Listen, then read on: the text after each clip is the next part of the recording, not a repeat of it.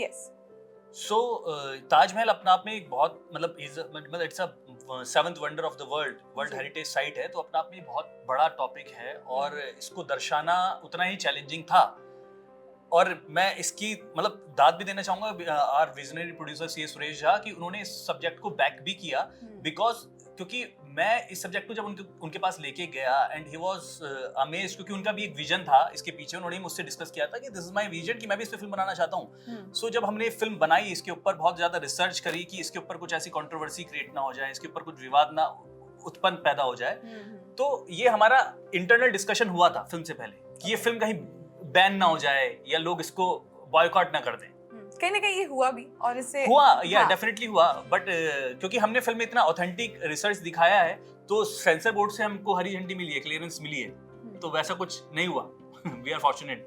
Okay, पर इस sir आप तैयार थे इस चीज के लिए? क्योंकि जिस तरह से आप पोस्टर भी हम देखते हैं तो वही एक अपने आप में जब एक सवाल आ जाता है लोगों के मन में कि ये क्या है, और काफी लोगों ने ऑब्जेक्ट भी किया इसको लेकर, तो आप क्या रेडी थे इसके लिए? क्योंकि पोस्टर से ही साफ पता चल रहा है कि कहानी जो है वो बहुत डीप में बात की जा रही है। शायद कहानी अलग है और पोस्टर इसके लिए जो लोगों के जहन में जो बातें हैं या नोशन में है कि क्या है, ये होगा ये नहीं होगा, उसको कैसे अट्रैक्ट करें। पब्लिसिटी का मतलब ये होता है कि आपका इंटरेस्ट अट्रैक्ट करना है, बराबर है, वही है, इसके आगे कोई बात उस किस्म की बात नहीं है।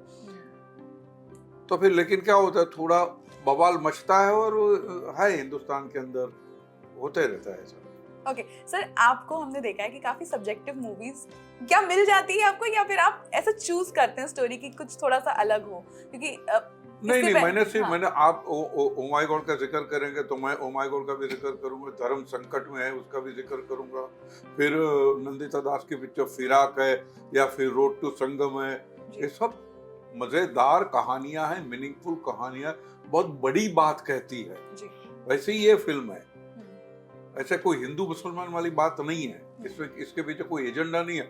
हाँ, सवाल खड़े कीजिए, पूछिए, आपका हक बनता है, फर्ज बनता है सवाल पूछने का, एंड क्लियर द डाउट्स। तो मैं कोई गलत काम नहीं कर रहा हूँ।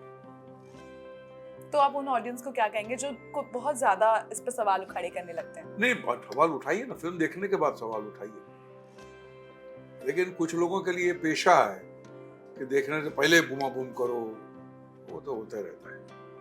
जाकिर सर, आपसे जानना चाहूंगी, जब कोर्टरूम ड्रामा की बात होती है तो आप किस तरह से आप इसके लिए तैयार थे, और आप अपने तरीके से इसके बारे में बताइए कि आपको क्या लगा था पूरे ओवरऑल, क्योंकि कोर्टरूम ड्रामा अपने आप में उसको एक पेश करना कोई आसान काम नहीं है। नहीं, ऐसा नहीं है, आसान और मुश्किल तो उसकी बात नहीं है। कहने को सारी चीज़ें आसान हो सकती हैं, कहने को बहुत हल्की चीज़ भी मुश्किल हो सकती है, लेकिन क्या है कि हम मुश्किल इसमें ये है कि कहीं वो फिसल ना जाए ट्रैक से, जिसके बारे में हम बात कर रहे हैं, कोई ऐसी बात ना हो जाए कि जो कि ऑथेंटिक नहीं है हिस्ट्री और राइटिंग्स में। तो ये काम था राइटर साहब का, तो उन्होंने बखूबी किया, हमें तो खाली बोलना था खड़े होके, तो हमने बोल दिया, इनको लगा ठीक बोल रहे हैं यार, चल जाएगा, तो इन्होंने हाँ कर दिया, ओके कर दिया। और क्योंकि मामला सही था तो हमारी बिलीफ भी उतनी ही थी। ठीक है। अच्छा, कुछ रिसर्च जो आपने किया था उसको करने से पहले, अगर आप कुछ बताना चाहें, कोई ऐसा रिसर्च जो आपको मतलब शूट के दौरान किया हो या कुछ ऐसा? शूट के दौरान पूछते रहते, कुछ बातें थी, कुछ हमारे दोस्त थे उनसे भी पूछते, वेरीफाई करते थे, लेकिन कुछ बातें ऐसी थी हम भी, अरे यार क्या ऐसी बातें हैं, वो फैक्ट है, उसको बोली गई है। जो लिखा है वो है लिखा हुआ, और कुछ पढ़ा भी था, कुछ पता भी था, कुछ नहीं पता था, तो भाई ऐसा ही है ना, देख ले। हाँ सर, ऐसा ही है। तो कितना प्रेशर आपके ऊपर था तुषार? देखिए, अब ये क्योंकि बहुत सेंसिटिव सब्जेक्ट है और कुछ गलत रिसर्च मटेरियल ना चला जाए और फिल्म के दौरान हम कुछ ऐसा ना दिखा दे जो गलत हो और वो प्रोवोक कर दे और ऑडियंस को, वो प्रेशर तो था।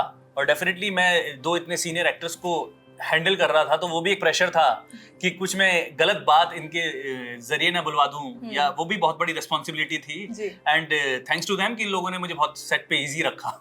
ओके, सेंसर की कितनी कैची पड़ी है पूरे ओवरऑल के अगर बात करें? सेंसर के बस थोड़ा बहुत कट्स दिए उन्होंने, एंड मेजर क्लाइमैक्स को उन्होंने चेंज करवाया है, जो जिसके लिए मैं थोड़ा सा मतलब खफा भी अंदर से, मतलब इंटरनल मुझे वो है, बट फिर भी सेंसर ने काफी सपोर्ट किया फिल्म को। 6 महीने उन्होंने ऑथेंटिक रिसर्च करी अपनी हमारे मटेरियल्स पे। ओके, कोई ऐसी चीज जो आप शूट के दौरान जो आपने फील किए हो कि ये टॉपिक जो है जिस तरह से दर्शकों के सामने कुछ चीजें उनको भी एक मैंने महसूस हो? फील ये किया है कि हिस्ट्री हमको कितने गलत तरीके से पढ़ाई गई है, सिलेक्टिवली कुछ लोगों को ऐसे साइडलाइन किया गया है, मार्जिन में डाला गया है। और मुझे इस बात का बहुत दुख हुआ क्योंकि generation after generation they have suffered. एक आपका सेल्फ एस्टीम बनता नहीं है। आप गलत हिस्से से नुकसान ही होता है कि मेरा सेल्फ एस्टीम ही नहीं बनता है, तो उसका क्या करोगे? उसका कौन देगा? और बिल्कुल एक जो हैं हमारे हिंदुस्तान में अभी भी कुछ लोग हैं, अभी भी कुछ ऐसे हिस्टोरियन हैं जिन्होंने ऐसे गंदा खेल खेला है। तो क्या करें? लेकिन अभी धीरे धीरे लेकिन बात उभर के आ रही है सामने, वो भी धीरे धीरे क्लियर हो जाएगा, मैं उम्मीद रखता हूँ। सर नहीं, वो ठीक, बिल्कुल सही कहा। क्योंकि अगर 5th क्लास 6th क्लास में हम पढ़ते हैं तो तब हम ना तो ओपिनियन बना सकते हैं, ना हमें ये पता कि ताजमहल शाहजहां ने नहीं बनवाया था।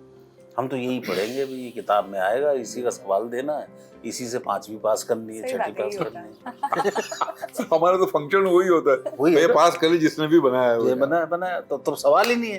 तब तो ये है कि भी गवर्नमेंट कह रही है बना है, ये- ऑथेंटिक है वो। हाँ, अकबर ऐसा था वैसा था, वैसे ही रहा होगा, सवाल भी वैसे ही आएंगे। तो अब उस पे सवाल क्या करें कि ये अच्छा है कि नहीं, वो तो बाद में चल के जब आप कंपैरेटिव स्टडी करते हैं, जब आप अपनी कोर्स की किताबें छोड़ के दूसरी किताबें पढ़ते हैं, तब सवाल उठता है, अरे ये इसने क्या लिखा, हमने तो हिस्ट्री की किताब में ऐसा पढ़ा था, तो इसने ये पढ़ा है तो अच्छा, इसका अरे सोर्स क्या है? ये फिल्म में एक डायलॉग बड़ा अच्छा है जो मुझे बेहद पसंद है कि लोगों को उतनी सच्चाई दिखाई जाती है जितना जरूरी है। उसके ऊपर अगर आपने सच्चाई दिखा दी तो फिर उसे प्रोपेगेंडा कह के खारिज कर देंगे। ये प्रोपेगेंडा है, बात ही उड़ा देंगे कि व्हाट्सएप वाले हैं, व्हाट्सएप यूनिवर्सिटी के। और ये हमेशा वामपंथियों का एक तरीका रहा है, उसका मजाक उड़ा दो, रिडिक्यूल करो, उसको अड़ल कर दो। जवाब देने को नहीं होता है, वो रिडिक्यूल कर दे। लेकिन अभी लोगों को बात समझ में आ गई है। एक होता है जब आप घूमने जाते हो तो एक अलग तरीके से देखते हो, लेकिन आप जब उसके बारे में स्टडी करते हो तो उसके बारे में आपके नजरिया उसके लिए बदलता है। तो क्या और कैसे आपका नजरिया उसको लेकर बदला है? मैं तो स्टडी तो की है काफी, तो ऐसा नहीं है, लेकिन वो उसके औ से आप बच नहीं पाते हैं। उसके architect, You said it, correct. उसके बात तो सही है। हाँ, उसके आर्किटेक्चर वो आपके ऊपर हावी नहीं होता, वो आपको आलिंगन करने का ऐसा लगता है आपको बुला रहा है। ये चीज है उसमें, जितनी भी नक्काशियां हैं वो सारी चीजें हैं, वो उसके औ में सब धूमिल से मतलब जैसे बहुत ज्यादा रोशनी में आपको नहीं दिखता कुछ, वैसा हो जाता है। एस्थेटिकली तो पावरफुल है। तो वो उसका आपको जवाब ही नहीं है, मतलब मानना पड़ा ना आपको। 7वां वंडर, सही बात। कितनी कोशिश की गई, नहीं माना उन्होंने, लेकिन आज भी विदेश वाले आते हैं तो फोटो ही खिंचवाते हैं। किसी को देखा कुतुब मीनार के सामने फोटो खिंचवाते हुए? नहीं देखा ना। तो इसलिए नहीं कि वो प्यार की निशानी है या कत्लेआम की निशानी है, इसलिए कि वो ये है, वंडर है ये।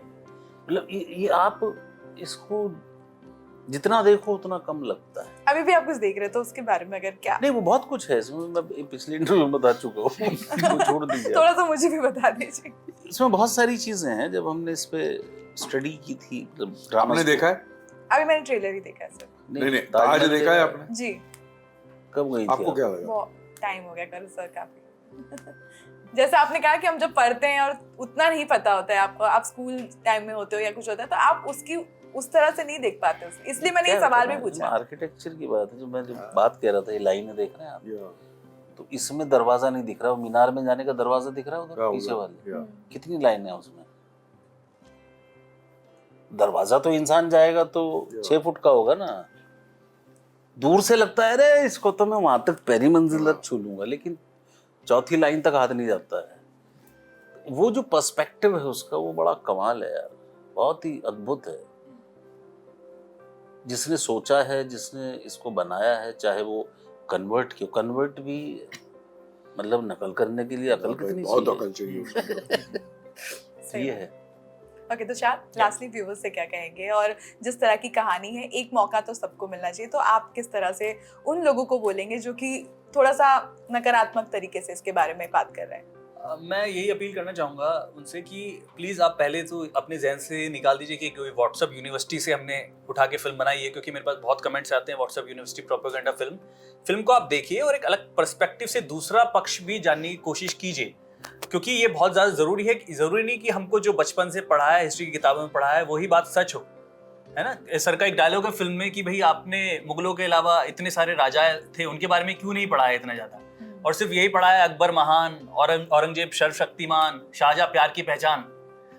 तो मैं ये कहने का मकसद है कि किसी को हम यहाँ डिफेम नहीं करने की कोशिश कर रहे हैं। हमने ताजमहल के ऊपर बात की है, मुगल्स के ऊपर बात की है, हिस्ट्री के ऊपर बात की है, तो आप उसको देखिए, और अगर आपको लगता है कि हमसे कुछ गलती हुई है तो आप जरूर हमको कटघरे में खड़ा कीजिए। सर आप लोग कुछ लास्ट में व्यूअर्स से कहेंगे? मैं ये कहूंगा कि आइए फिल्म देखिए, अपना ओपिनियन मत बांधिए, देखे बिना देखे बगैर ये मत बोलिए।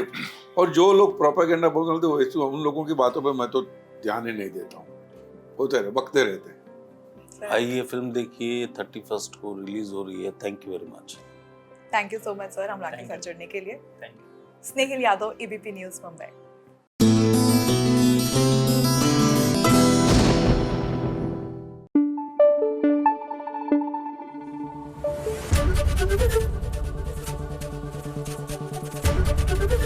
एबीपी न्यूज़ आपको रखे आगे।